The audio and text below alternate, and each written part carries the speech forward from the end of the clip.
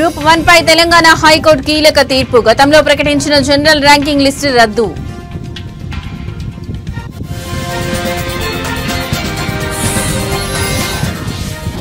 YS వివేక హత్య case విచారణ మరోసారి వాయిదా. అఫిడవిట్ దాఖలుకు సమయం కోరిన దర్యాప్తు సంస్థ సిబిఐ.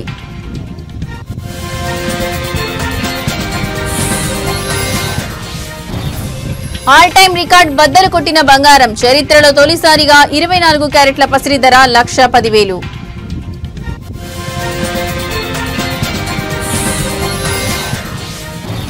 బంగాళాఖాతంలో ఉపరితల ఆవర్తనం. ఏపీ తెలంగాణలో 5 రోజుల పాటు వర్ష సూచన.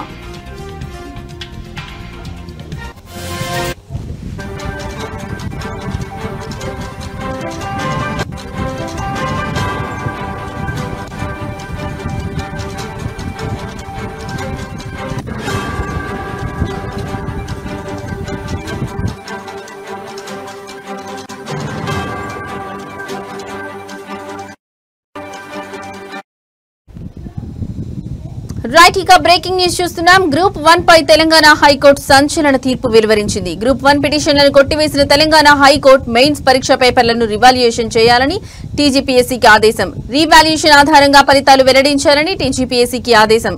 సాధ్యం కాకపోతే పరీక్షలు మళ్లీ నిర్వహించాలన్న హైకోర్టు మెయిన్స్ మెరిట్ లిస్ట్ ను హైకోర్టు రద్దు చేసింది. మూల్యాంకనంలో అక్రమాలు జరిగాయని, పరీక్షలు రద్దు చేయాలని కొందరు అభ్యర్థులు హైకోర్టులో పిటిషన్ దాఖలు చేశారు. 2023 అక్టోబర్ 21 నుంచి 27 వరకు జరిగిన గ్రూప్ 1 మెయిన్స్ పరీక్షలకు 21,000 మంది విద్యార్థులు హాజరయ్యారు.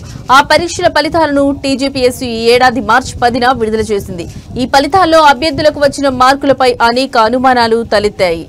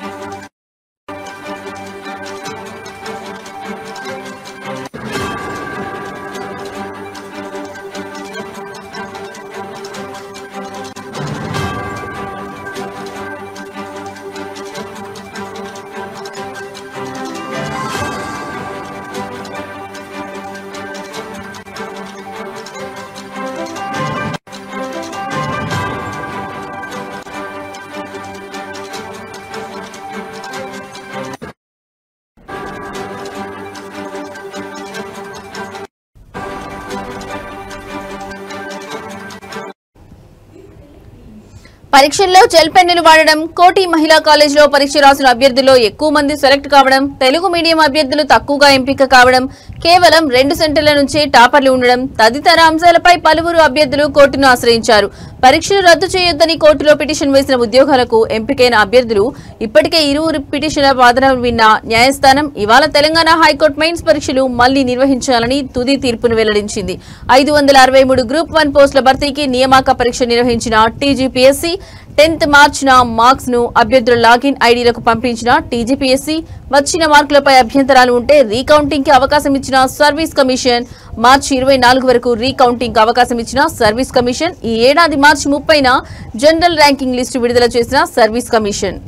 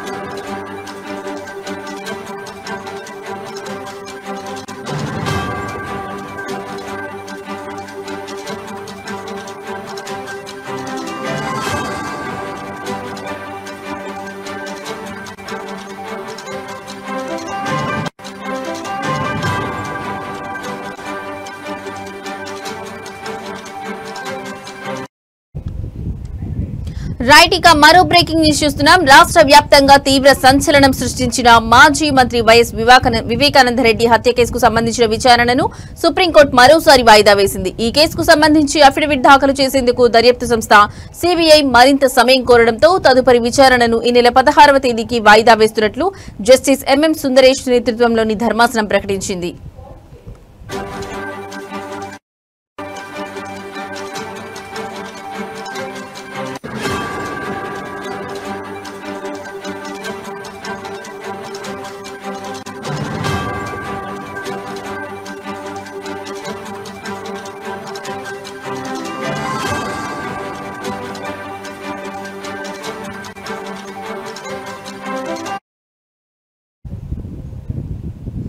వివేక హత్య కేసులో కుట్ర కోణంపై తదుపరి దర్యాప్తు అవసరమా లేదా అనే విషయంపై స్పష్టత ఇవ్వాలని గత విచారణ సందర్భంగా సుప్రీంకోర్టు సీబీఐని ఆదేశించిన సంగతి తెలిసిందే.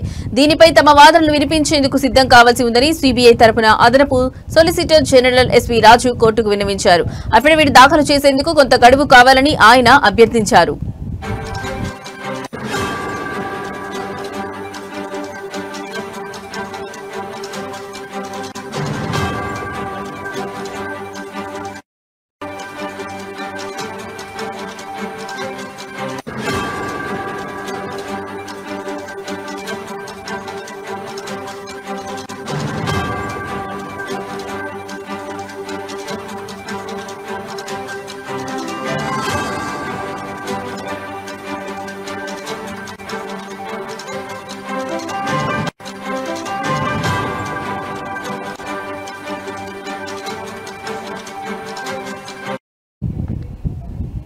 సీబీఐ చేసిన విజ్ఞప్తిని పరిగణలోకి తీసుకున్న ధర్మాసనం అందుకు అంగీకారం తెలుపుతూ విచారణను వాయిదా వేసింది. ఈ నెల 16న జరిగే విచారణలో సీబీఐ దాఖలు చేయబోయే అఫిడవిట్ కీలకం కానుంది.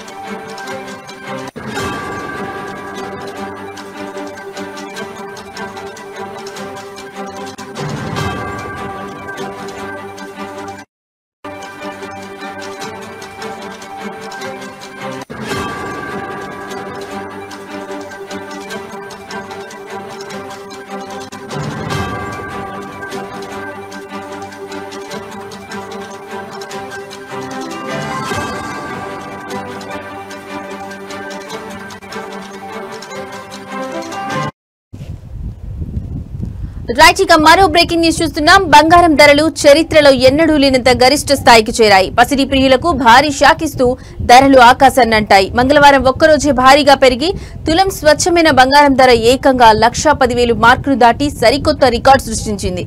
వెండి ధరలు కూడా అదే దారిలో పయనిస్తూ కొనుగోలుదారులకు చుక్కలు చూపిస్తున్నాయి.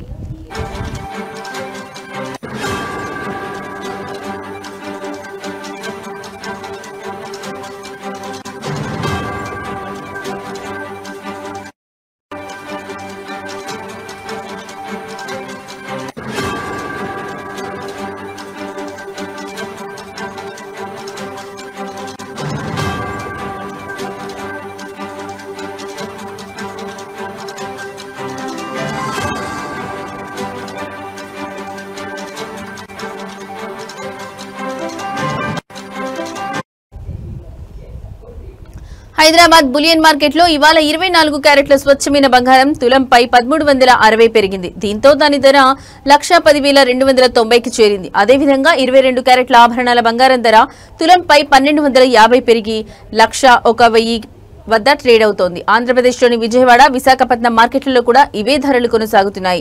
బంగారంతో పాటే వెండి ధరలు కూడా భగ్గుమన్నాయి. హైదరాబాద్ మార్కెట్లో కిలో వెండిపై ఒక్కరోజే 3,000 పెరగడంతో దాని ధర 1,40,000 వద్దకు చేరింది. ఒకే రోజు ఇంత భారీ స్థాయిలో ధరలు పెరగడంతో బంగారం కొనాలనుకునే సామాన్య మధ్యతరగతి ప్రజలు ఆందోళన వ్యక్తం చేస్తున్నారు.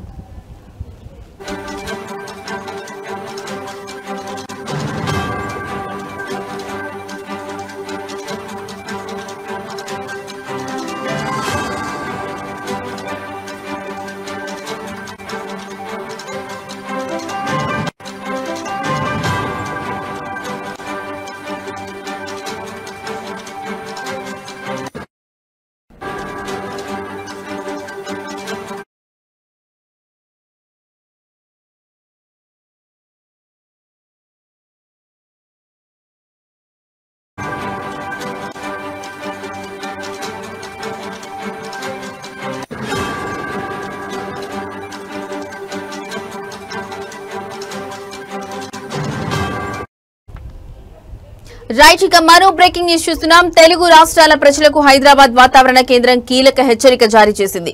బంగాళాఖాతంలో ఏర్పడనున్న అల్పపీడనం కారణంగా రానున్న 5 రోజుల పాటు ఆంధ్రప్రదేశ్, తెలంగాణ రాష్ట్రాల్లో భారీ నుంచి అతి భారీ వర్షాలు కురిసే అవకాశం ఉందని స్పష్టం చేసింది. ప్రజలు, రైతులు అప్రమత్తంగా ఉండాలని అధికారులు సూచించారు.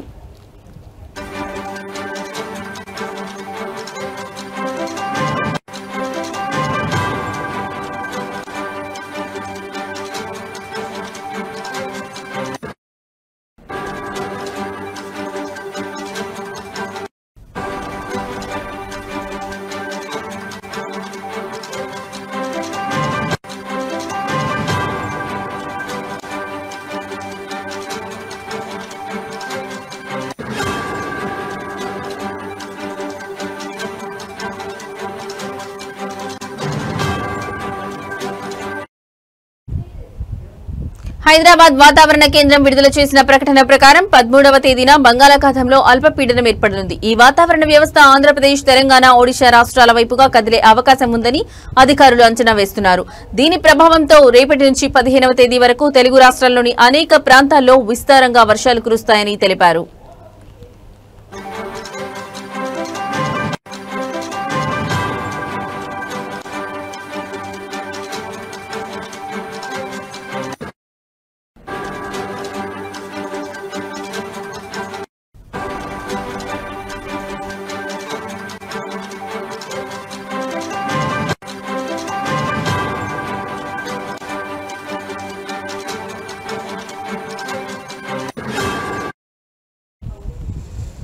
కొన్ని చోట్ల కుండపోత వర్షాలు నమోదయ్యే అవకాశం ఉందని, వర్షాలతో పాటు బలమైన ఈదురుగాలులు కూడా వీస్తాయని వాతావరణ శాఖ హెచ్చరించింది. ఇక తెలంగాణలోని పలు జిల్లాల్లో ఈ నెల 14వ తేదీ వరకు తేలికపాటి నుంచి మోస్తారు వర్షాలు కురుస్తాయని వివరించింది. ఆదిలాబాద్, నిజామాబాద్, కరీంనగర్, వరంగల్, ఖమ్మం, నల్గొండ సహా పలు జిల్లాల్లో ఈ వర్షాలు నమోదవుతాయని పేర్కొంది.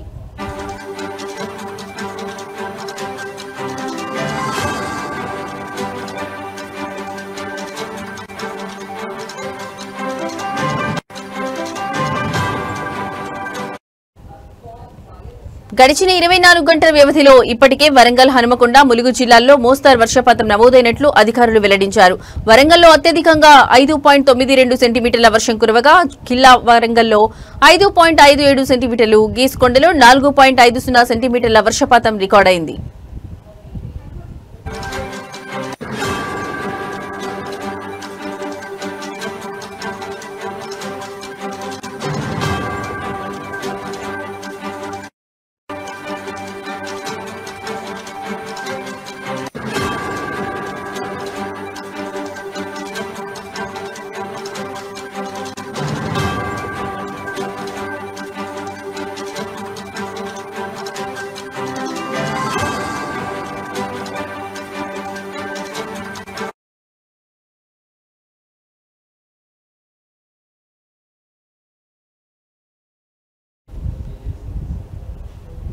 తెలంగాణలో రైతులు ప్రస్తుతం తీవ్రమైన యూరియా కొరతను ఎదుర్కొంటున్నారు. పంటలకు అత్యవసరమైన యూరియా కోసం రైతులు సొసైటీల వద్ద పడిగాపులు కాస్తున్నారు.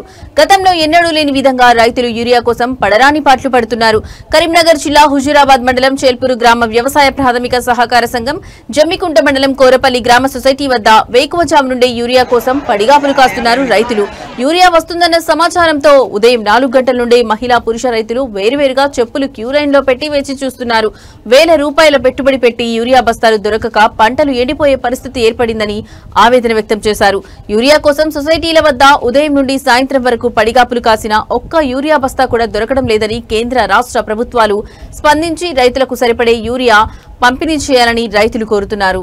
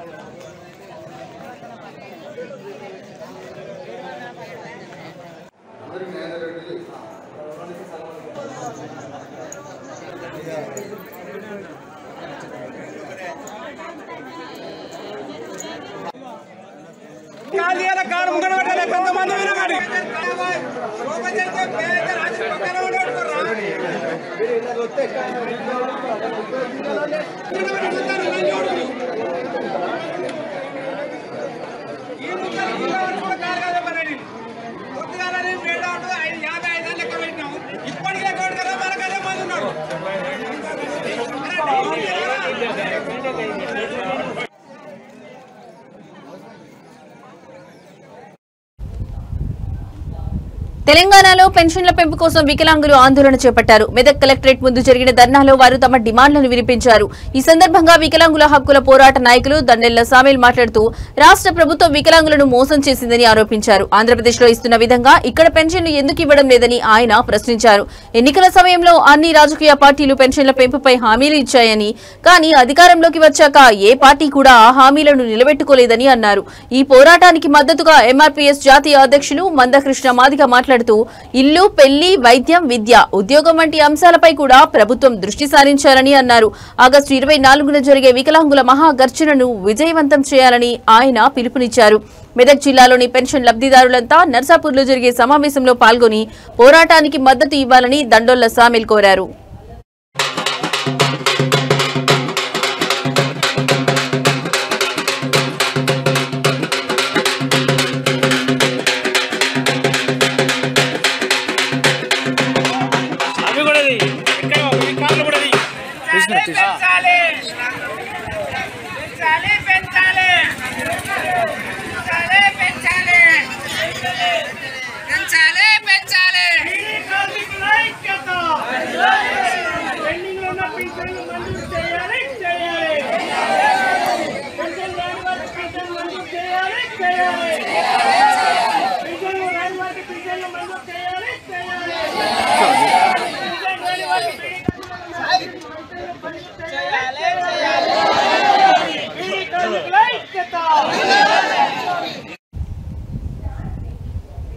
సంపూర్ణ అక్షరాస్యతతోనే దేశం అభివృద్ధి పథంలో దూసుకెళ్తుందన్నారు శ్రీకాకుళం ఎమ్మెల్యే గొండు శంకర్. శ్రీకాకుళం జిల్లా సింగుపురం జెడ్పీహెచ్ పాఠశాలలో 59వ అంతర్జాతీయ అక్షరాస్యత దినోత్సవం జరిగింది. ఎమ్మెల్యే సర్పంచ్ గుండా ఆదిత్యనాయుడు జ్యోతి ప్రజ్వలన చేసి కార్యక్రమాన్ని ప్రారంభించారు. ఈ సందర్భంగా ఎమ్మెల్యే మాట్లాడుతూ నిరక్షరాస్యత సమాజానికి పెద్ద మైనస్ అని, బడి ఈడు పిల్లలను ఎట్టి పరిస్థితుల్లోనూ బడుల్లోనే ఉంచాలని సూచించారు. చదువును మధ్యలో ఆపేసిన వారికి మళ్లీ చదువును కొనసాగించేలా ప్రోత్సహించాలన్నారు. అక్షరాస్యత ఉన్నప్పుడే మన హక్కులు విధులు అర్థమవుతాయని, అవగాహన పెరుగుతుందని చెప్పారు. వయోజనులకు విద్య అవసరం ఉందని, వారిని అక్షరాస్యులుగా చేయడం ద్వారా ప్రభుత్వ పథకాలపై అవగాహన పెంపొందుతుందని తెలిపారు. పిల్లలు చెప్పడం జరిగింది. ఒక వ్యక్తి అక్షరాస్యుడైనప్పుడు అతను కేవలం అక్షరాలు నేర్చుకోవడమే కాక కొత్త లోకాన్ని చూస్తాడు. తన గురించి, తన చుట్టూ ఉన్న ప్రపంచం గురించి తెలుసుకుంటాడు. అది కేవలం చదువు వల్ల మాత్రమే సాధ్యం. సరైన నిర్ణయాలు తీసుకోవడానికి శక్తిని పొందుతాడు. మరియు ఆర్థికంగా, సామాజికంగా ఎదిగే అవకాశాలను కూడా కల్పించుకుంటాడు చదువుకున్న వ్యక్తి. అక్షరాస్యత అనేది వ్యక్తికి స్వయం అభివృద్ధికి, ఆత్మవిశ్వాసానికి మరియు సమాజంలో గౌరవంగా జీవించడానికి అవసరమైనటువంటి సాధనం. విద్య అనేది ప్రతి ఒక్కరి ప్రాథమిక హక్కు. అక్షరాస్యత ఆ హక్కుకు పునాది. మహిళా అక్షరాస్యత పట్ల మనం ప్రత్యేక శ్రద్ధ తీసుకోవాలి. ఒక మహిళ అక్షరాస్యురాలైతే ఆ కుటుంబం మొత్తం విద్యావంతులు అవుతారు. అలాగే సమాజం కూడా పురోగమిస్తుంది. ఎందరో మహానుభావులు చదువును ఆయుధంగా ఉపయోగించి సమాజాన్ని వెలిగించారు. వారిలో ఒకరు డాక్టర్ బాబాసాహెబ్ అంబేద్కర్. తెలంగాణలో యూరియా కొరత రైతులను తీవ్ర ఇబ్బందులకు గురిచేస్తుంది. హనుమకొండ జిల్లాలోని పరకాల రైతు వేదిక వద్ద వెలుగులోకి వచ్చిన ఒక ఘటన ఈ సమస్య తీవ్రతను స్పష్టం చేస్తోంది. జ్వరం వచ్చినా తన చిన్నారి కూతురికి సిరప్ తాగిస్తూ ఒక మహిళా రైతు యూరియా కోసం గంటల తరబడి పడిగాపులు కాసింది. యూరియా కోసం వేచి చూడాల్సిన దుస్థితి ఏర్పడడంతో ఇంట్లో పిల్లలను ఒంటరిగా వదిలి వెళ్లలేక వారిని కూడా వెంట తెచ్చుకోవాల్సి వచ్చిందని ఆ తల్లి ఆవేదన వ్యక్తం చేసింది. ఈ దృశ్యం ప్రస్తుతం సామాజిక మాధ్యమాల్లో వైరల్ అవుతోంది. రైతులు పంటల అవసరాల కోసం తీవ్ర ఇబ్బందులు పడుతున్నారని, ప్రభుత్వాలు వెంటనే స్పందించి ఈ సమస్యను పరిష్కరించాలని నెటిజన్లు డిమాండ్ చేస్తున్నారు.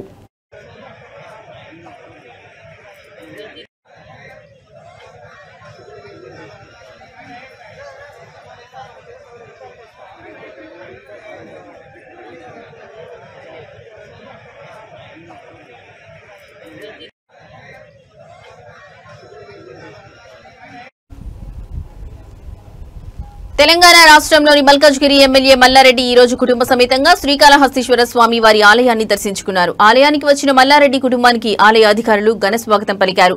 వారికి ప్రత్యేకంగా రాహుకేతు పూజ, అంతరాలయ దర్శనం మరియు వేదాశీర్వచనం ఏర్పాట్లు చేశారు. ఈ కార్యక్రమంలో ఆలయ ప్రోటోకాల్ ఏఈఓ మోహన్, పర్యవేక్షకులు నాగభూషణం, ఏపీఆర్ఓ రవి పాల్గొన్నారు. మల్లారెడ్డి కుటుంబ సభ్యులు ప్రత్యేక పూజల్లో పాల్గొని స్వామివారి ఆశీస్సులు పొందారు.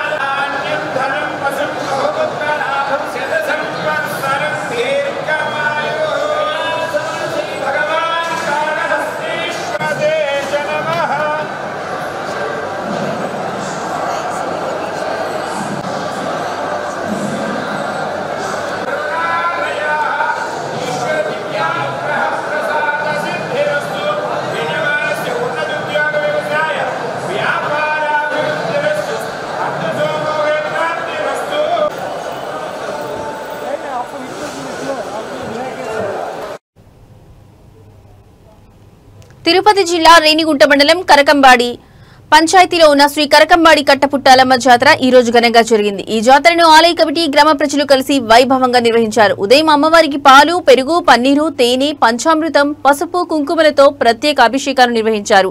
అమ్మవారిని ప్రత్యేక అలంకరణలో భక్తులకు దర్శన భాగ్యం కల్పించారు. భక్తులు పెద్ద సంఖ్యలో ఆలయానికి తరలివచ్చి అమ్మవారికి పొంగలు సమర్పించి మొక్కులు చెల్లించుకున్నారు. భక్తులకు ఎలాంటి అసౌకర్యం కలగకుండా మంచినీళ్లు, మజ్జిగ ప్యాకెట్లు పంపిణీ చేశారు.